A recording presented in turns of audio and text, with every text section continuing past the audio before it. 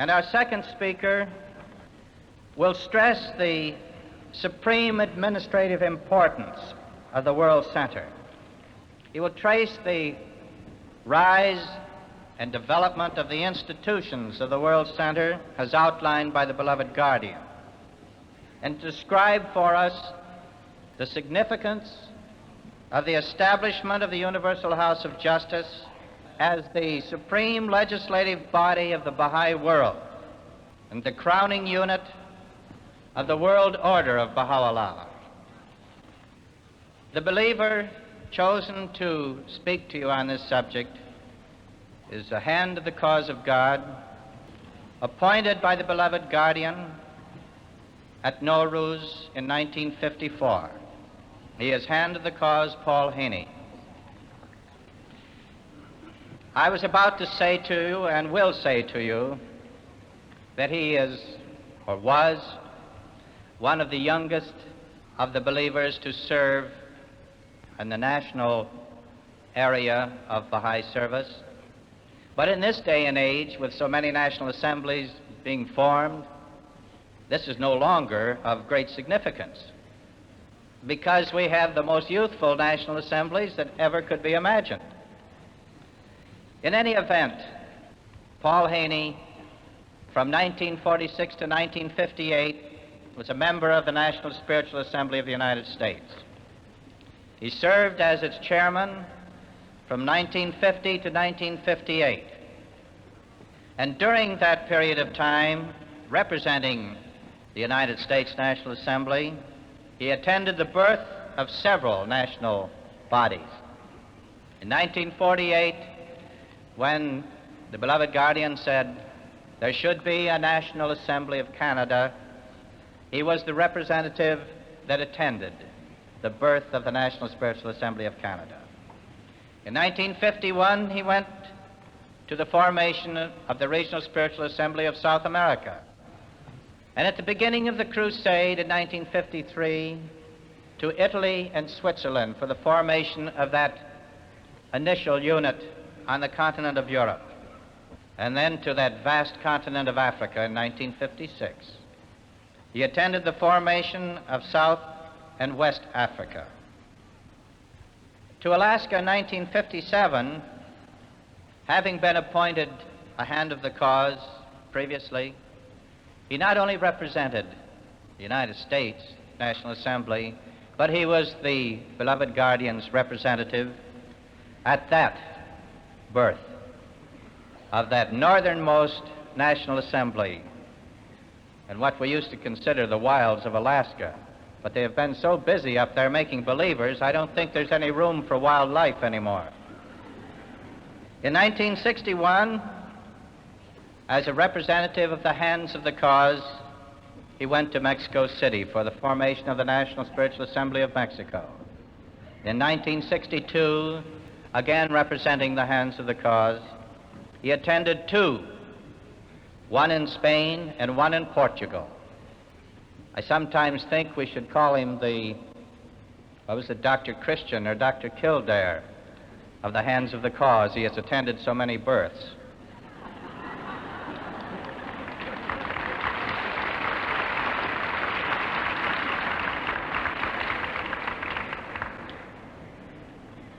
But with all that, and I must say that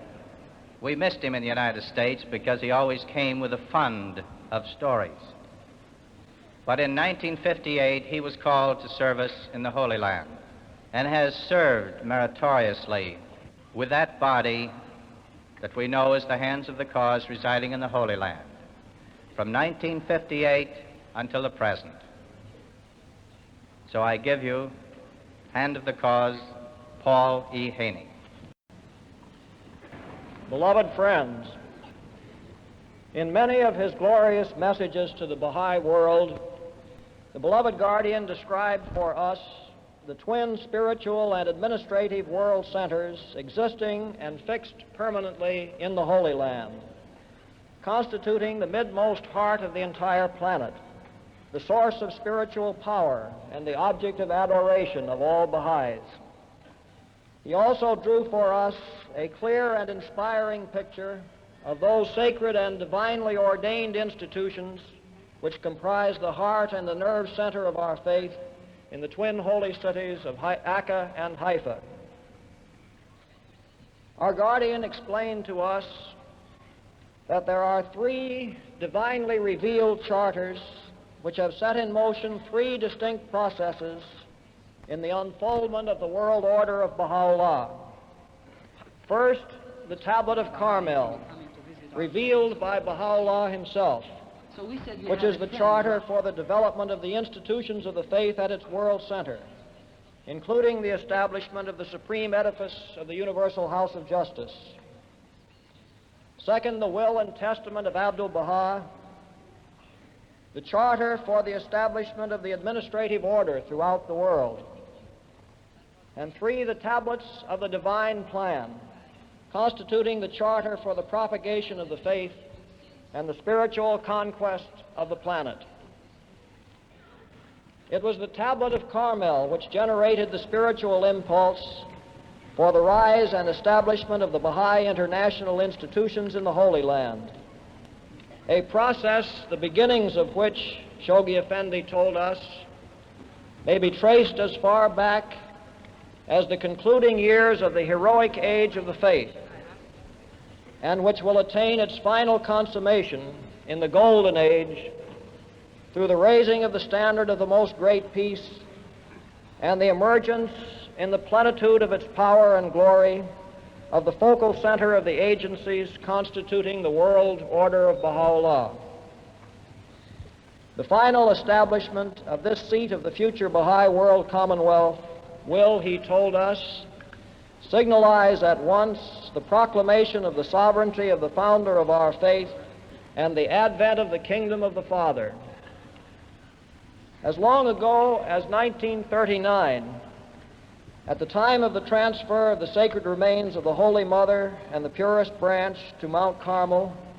and their interment in the vicinity of the tomb of the greatest holy leaf, described for you by Dr. Giaccari, the beloved guardian, in a stirring message to the American Baha'is,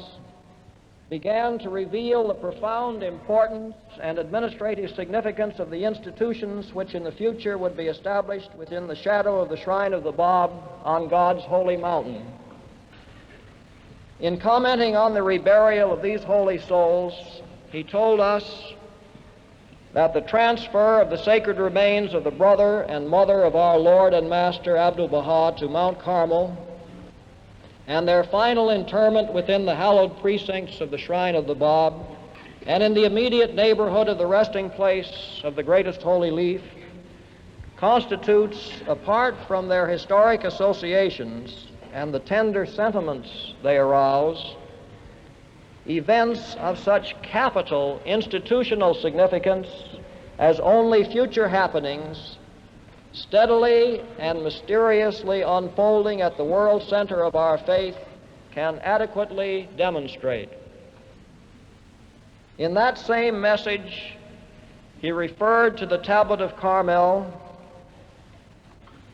quoting from its various passages, such as, "Haste thee, O Carmel, for lo, the light of the countenance of God, the ruler of the kingdom of names and fashioner of the heavens, hath been lifted upon thee. Rejoice, for God hath in this day established upon thee his throne, hath made thee the dawning place of his signs and the dayspring of his revelation." He also stated that it must be clearly understood, nor can it be sufficiently emphasized, that the conjunction of the resting place of the greatest holy leaf with those of her brother and mother incalculably reinforces the spiritual potencies of that consecrated spot, which, under the wings of the Bab's overshadowing sepulchre, and in the vicinity of the future Masraq al-Azkar, which will be reared on its flank, is destined to evolve into the focal center of those world-shaking, world-embracing, world-directing administrative institutions ordained by Baha'u'llah and anticipated by Abdu'l-Baha. And then our guardian continued to attempt to visualize, even in its barest outline, the glory that must envelop these institutions, to essay even a tentative and partial description of their character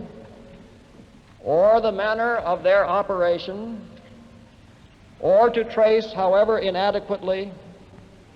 the course of events leading to their rise and eventual establishment,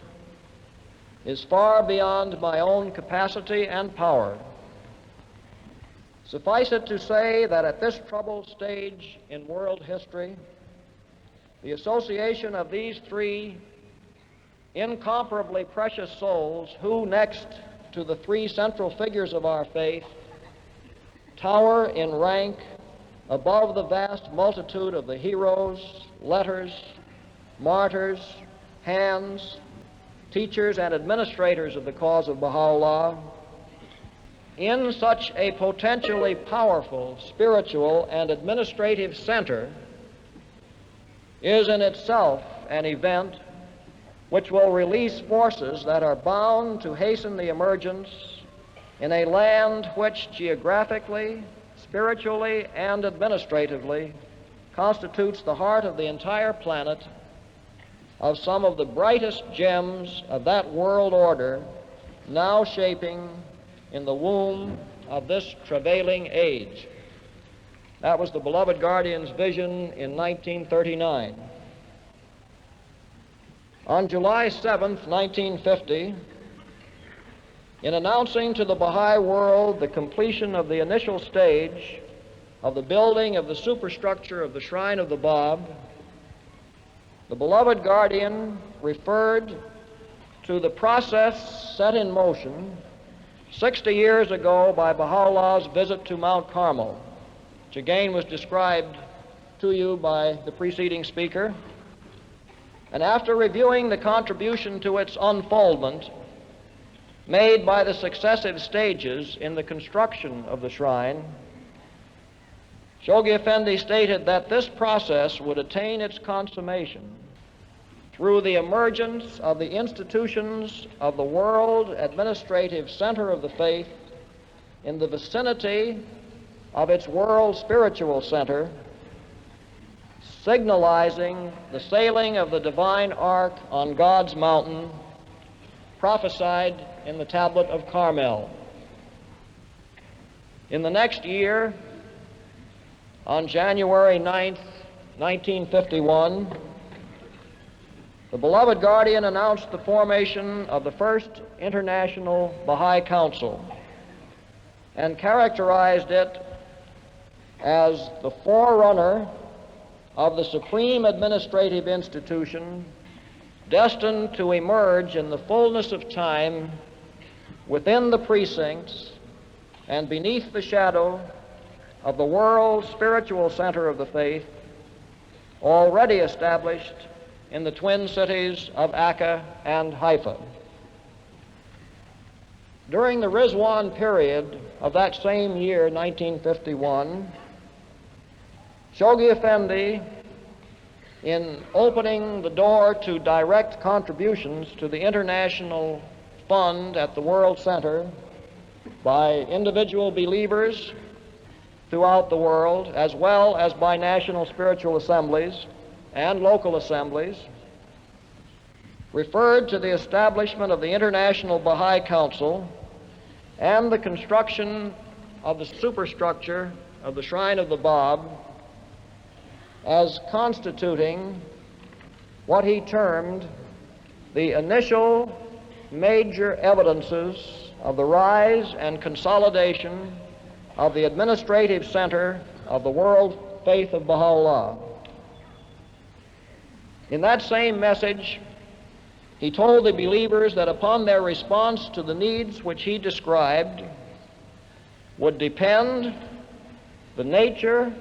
and the rapidity of the evolution of the World Administrative Center, designed to culminate in the erection of the last unit crowning the structure of the embryonic world order of Baha'u'llah. This, of course, being a reference to the establishment of the Universal House of Justice. More than 3 years later, after completion of the superstructure of the Shrine of the Bab, the Guardian, in announcing the acquisition of a 1,300-meter plot located, as he described it, in a central position amidst the extensive Baha'i domains in the heart of God's holy mountain, indicated that the ownership of this plot would permit the location of the site, the excavation of the foundations, and the erection of the structure of the International Baha'i Archives, constituting one of the foremost objectives of the 10-year plan. In this historic message, he also disclosed that the raising of the edifice of an international archives would in turn herald the construction in the course of successive epochs of the formative age of the faith of several other structures designed to serve as the administrative seat of the various divinely appointed institutions of the faith, including the Universal House of Justice. These edifices, he explained, will be in the shape of a far-flung arc surrounding the resting places of the greatest holy leaf, the purest branch, and the Holy Mother. The ultimate completion of this stupendous undertaking, he told us, will mark the culmination of the development of a worldwide, divinely appointed administrative order. In each of his last 3 majestic annual Rizwan messages, our beloved Guardian shared with the friends throughout the world additional news reflecting the rapid progress of construction of the International Archives building and the expansion of the ownership of properties on Mount Carmel, safeguarding the future development of both the Baha'i spiritual and administrative institutions. In April 1955, announcement was made of steps being taken for the purchase of several properties, the acquisition of which is essential for the safeguarding of the area in the close vicinity of the Bab sepulchre, as well as for the future expansion of the Ark, around which the edifices destined to serve as the seat of the future Baha'i World Commonwealth are to be erected. A year later, in his Rizwan message for 1956, Shoghi Effendi informed the Baha'i world that in the Holy Land, the center and pivot round which the divinely appointed, fast multiplying institutions of a world-encircling, resistlessly marching faith revolve, the double process, so noticeable in recent years, involving a rapid decline in the fortunes of the breakers of Baha'u'llah's covenant and proclaiming the rise of the institutions of its world administrative center in the shadow of his shrine, has been accelerated on the one hand through the death in miserable circumstances of the treacherous and malignant Majdeen, the last survivor of the principal instigators of the rebellion against the will of the founder of our faith, and on the other, through the laying of the foundation and the erection of some of the pillars of the facade and of the northern side of the International Baha'i Archives, the first of the major edifices destined to constitute the seat of the World Baha'i Administrative Center to be established on Mount Carmel. And finally, in his last Rizwan message of 1957, the beloved Guardian was able to share with the friends the following joyful announcement. In the Holy Land, the Qibla of a world community, the heart from which the energizing influences of a vivifying faith continually stream, and the seat and center around which the diversified activities of a divinely appointed administrative order revolve, following upon the termination of the construction of the Bab's Holy Sepulchre, marking the closing of the first chapter in the history of the evolution of the central institutions of a world faith, a marked progress in the rise and establishment of these institutions has been clearly noticeable. The remaining 22 pillars of the International Baha'i Archives, the initial edifice heralding the establishment of the Baha'i World Administrative Center on Mount Carmel, have been erected. The last half of the 900 tons of stone ordered in Italy for its construction have reached their destination, enabling the exterior of the building to be completed, while the 44 tons of glazed green tiles manufactured in Utrecht to cover the 500 square meters of roof have been placed in position, the whole contributing to an unprecedented degree through its colorfulness, its classic style, and graceful proportions, and in conjunction with the stately golden-crowned mausoleum rising beyond it, to the unfolding glory of the central institutions of a world faith nestling in the heart of God's holy mountain. Simultaneous with this striking development, the plan designed to ensure the extension and completion of the Ark, serving as a base for future edifices constituting the World Baha'i Administrative Center, has been successfully carried out. We can imagine with what joy and satisfaction the beloved guardian made this announcement to the Baha'i world. And now, in this Rizwan period, at the termination of the world crusade of our beloved guardian, coinciding with the end of the first epoch of the unfoldment of the divine plan of Abdu'l-Baha, that last unit crowning the structure of the embryonic world order of Baha'u'llah,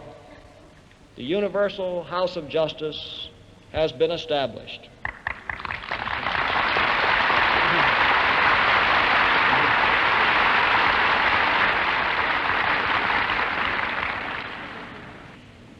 The election of this glorious institution, which Shoghi Effendi said would be regarded by posterity as the last refuge of a tottering civilization,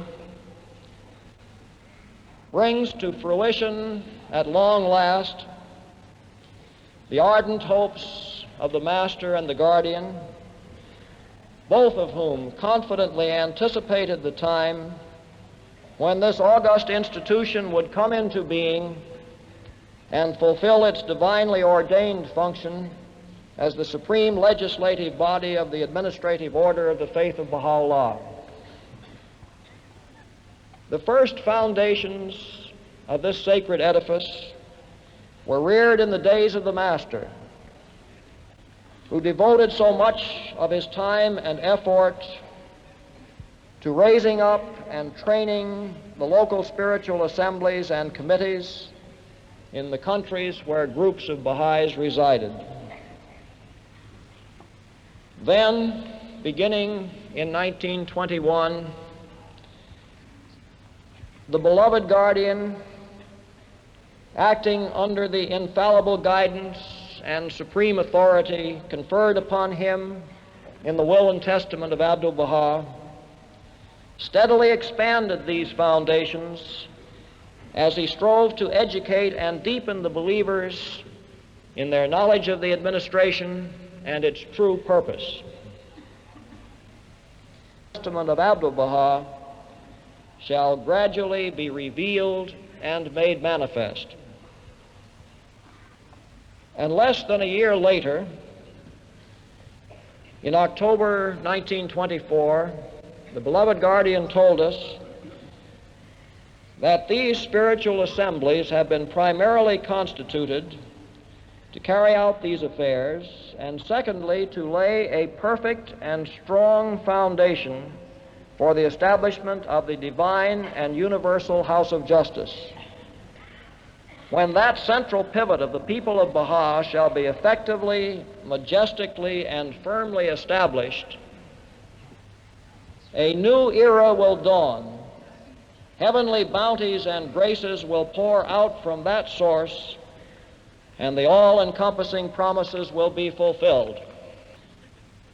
Then, in a communication written early in the year preceding the inception of the 10-year plan, the beloved guardian gave us another glimpse of the supreme future importance of the tasks which the believers were being called upon to perform. He said, "The purpose of so much perpetual and intensive emphasis on the support and consolidation of these spiritual assemblies is this: that the foundation of the cause of God must become broader and stronger day by day, that no confusion ever enter the divine order, that new and strong ties be forged between East and West, that Baha'i unity be safeguarded, and illumine the eyes of the people of the world with its resplendent beauty, so that upon these assemblies God's houses of justice may be firmly established, and upon these secondary houses of justice the lofty edifice of the universal house of justice may with complete order, perfection, and glory, and with no delay be raised up. When the universal house of justice shall have stepped forth from the realm of hope into that of visible fulfillment, and its fame be established in every corner and clime of the world, then that august body, solidly grounded and founded on the firm and unshakable foundation of the entire Baha'i community of East and West, and the recipient of the bounties of God and His inspiration, will proceed to devise and carry out important undertakings, worldwide activities, and the establishment of glorious institutions. By this means, the renown of the cause of God will become worldwide, and its light will illumine the whole earth. In one of his messages written in the period between the end of the Second World War and the beginning of the World Crusade, the beloved guardian promised us that the long process of building the foundations of the administrative order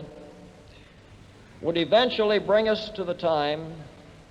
during this formative age of the faith when the last and crowning stage in the erection of the framework of the administrative order of Baha'u'llah, the election of the Universal House of Justice, would take place. At this moment of thanksgiving to Baha'u'llah for the bounty which He has showered upon us through the establishment of His supreme administrative institution,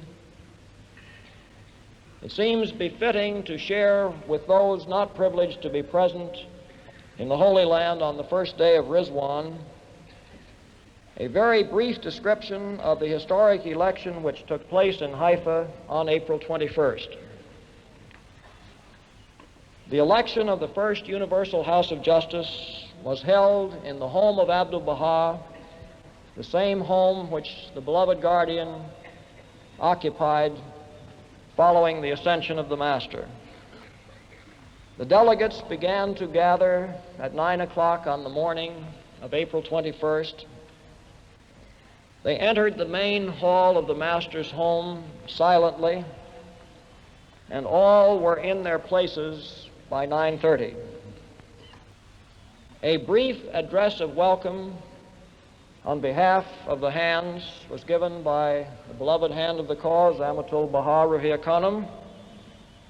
She then gave a brief explanation of the mechanics of the election, and then prayers only preceded the sacred act of electing the Universal House of Justice. One prayer read by the hand of the cause, Agnes Alexander, the only hand of the cause mentioned in the tablets of the divine plan, and one prayer by the first Persian lady member of the National Spiritual Assembly of Iran. The nearly 300 members of national assemblies present then proceeded to fill out their ballots silently and prayerfully. It is a source of great joy and satisfaction to know that ballots were received from every one of the 56 national and regional assemblies. None failed to participate, either through having their members present in person or by sending in absentee ballots. It was impossible for the national assemblies of the Arab world to come to the Holy Land at this time for obvious reasons, but all but 5 of the national and regional assemblies were represented by one or more of their members present in the master's home on that day. At the conclusion of the period of silence during which the ballots were filled out, the roll call of delegates began. Each national assembly was called forward. The members present deposited their ballots, and as the other names were called, the absentee ballots were also placed in the box. As the various national assemblies came forward, one was continually impressed by the widely representative character of the electors, because virtually every major racial and ethnic group of the world was represented in that gathering, including those indigenous peoples whose membership in the worldwide Baha'i community has added so much to its power and its perfection. Everyone present knew that we were witnessing one of the great events of history taking place before our eyes. And when the balloting was completed, everyone felt that Baha'u'llah himself had indeed been present in that gathering, and that a unique and wonderful pattern had been established for the world to marvel at and in the fullness of time to follow. Although every Baha'i is familiar with the spiritual authority conferred upon the Universal House of Justice by Baha'u'llah and the center of his covenant, it is appropriate at this historic moment to review some of the passages from the sacred will and testament of Abdu'l-Baha, which set forth the divine promises and injunctions relating to this august institution. And now concerning the house of justice, which God hath ordained as the source of all good and freed from all error, it must be elected by universal suffrage, that is, by the believers. Its members must be manifestations of the fear of God and day springs of knowledge and understanding, must be steadfast in God's faith and the well-wishers of all mankind. By this house is meant the Universal House of Justice. That is, in all countries a secondary house of justice must be instituted, and these secondary houses of justice must elect the members of the universal one. Unto this body all things must be referred. It enacteth all ordinances and regulations that are not to be found in the explicit holy text. The sacred and youthful branch, the guardian of the cause of God, as well as the Universal House of Justice, to be universally elected and established, are both under the care and protection of the Abha beauty Under the shelter and unerring guidance of His Holiness the Exalted One, may my life be offered up for them both. Whatsoever they decide is of God. Whoso obeyeth Him not, neither obeyeth them, hath not obeyed God. Whoso rebelleth against Him and against them hath rebelled against God. Whoso opposeth Him hath opposed God. Whoso contendeth with them hath contended with God. This is the foundation of the belief of the people of Baha. May my life be offered up for them. His Holiness the Exalted One, the Bab, is the manifestation of the unity and oneness of God, and the forerunner of the ancient beauty. His Holiness the Abha Beauty, may my life be a sacrifice for His steadfast friends, is the supreme manifestation of God, and the dayspring of His most divine essence. All others are servants unto Him and do His bidding. Unto the most holy book every one must turn, and all that is not expressly recorded therein must be referred to the universal house of justice. That which this body, whether unanimously or by a majority, doth carry, that is verily the truth and the purpose of God Himself. Whoso doth deviate therefrom is verily of them that love discord, hath shown forth malice, and turned away from the Lord of the covenant. All must seek guidance and turn unto the center of the cause and the house of justice, and he that turneth unto whatsoever else is indeed in grievous error. Glory of glories rest upon you. In many of his writings during the 36-year period of his ministry, the beloved guardian explained the functions of the house of justice and described the bounties which would descend upon the world following its establishment. He made it clear that Baha'u'llah's promise that God will verily inspire them with whatsoever He willeth referred to the institution of the house of justice, acting as the consultative body, having the exclusive right and prerogative to pronounce upon and deliver the final judgment on such laws and ordinances as Baha'u'llah has not expressly revealed. In a message sent early in 1951, commenting on the participation of 4 national spiritual assemblies in the African teaching campaign, which was to bring such joy to his heart, Shoghi Effendi gave an indication of the future role of the Universal House of Justice in linking the various national assemblies in worldwide undertakings, fervently praying participation of British, American, Persian, and Egyptian national assemblies in unique, epoch-making enterprise in African continent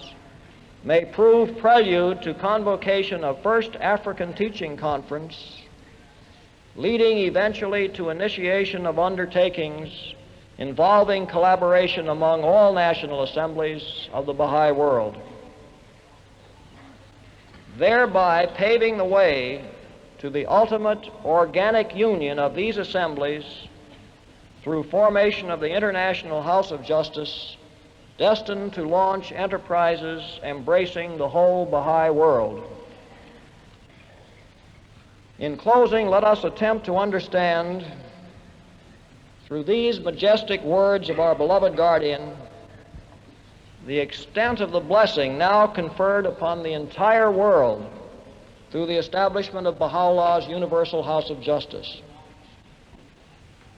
Referring to that first charter mentioned earlier, Shoghi Effendi in one of his messages explained that in this great tablet, referring to the tablet of Carmel, which unveils divine mysteries and heralds the establishment of 2 mighty, majestic, and momentous undertakings, the spiritual and administrative world centers of the faith, Baha'u'llah refers to an ark whose dwellers are the men of the Supreme House of Justice, which in conformity with the exact provisions of the will and testament of the center of the mighty covenant is the body which should legislate on laws not explicitly revealed in the text. In this dispensation, these laws are destined to flow from this holy mountain, even as in the Mosaic dispensation the law of God was promulgated from Zion. The sailing of the ark of his laws is a reference to the establishment of the universal house of justice, which is indeed the house of legislature, one of the branches of the world administrative center of the Baha'is on this holy mountain. And in other messages, referring to the time when this supreme institution would be established, he told us that through it, the pillars of the faith on this earth will be firmly established, and its hidden powers be revealed, its signs shine forth, its banners be unfurled, and its light be shed upon all peoples. Then will all our cherished hopes and aspirations be realized. The tree of our endeavors bear fruit. The will and testament of our Master and our Beloved be fully and firmly established, and the hidden powers of the cause of our Lord and God be fully manifested. Then will be unveiled before our eyes the inauguration of an era the like of which has never been witnessed in past ages. Then will the throne of Baha'u'llah's sovereignty be founded in the promised land, and the scales of justice be raised on high. Then will the banner of the independence of the faith be unfurled, and his most great law, that is the Constitution of the Universal House of Justice, be unveiled, and rivers of laws and ordinances stream forth from this snow-white spot with all-conquering power and awe-inspiring majesty, the like of which past ages have never seen. Then will appear the truth of what was revealed by the tongue of grandeur. Call out to Zion, O Carmel, and announce the joyful tidings. He that was hidden from mortal eyes is come. His all-conquering sovereignty is manifest. His all-encompassing splendor is revealed. O Carmel, well it is with him that circleth around thee, that proclaimeth the revelation of thy glory, and recounteth that which the bounty of the Lord thy God hath showered upon thee. Ere long will God sail his ark upon thee, and will manifest the people of Baha, who have been mentioned in the book of names.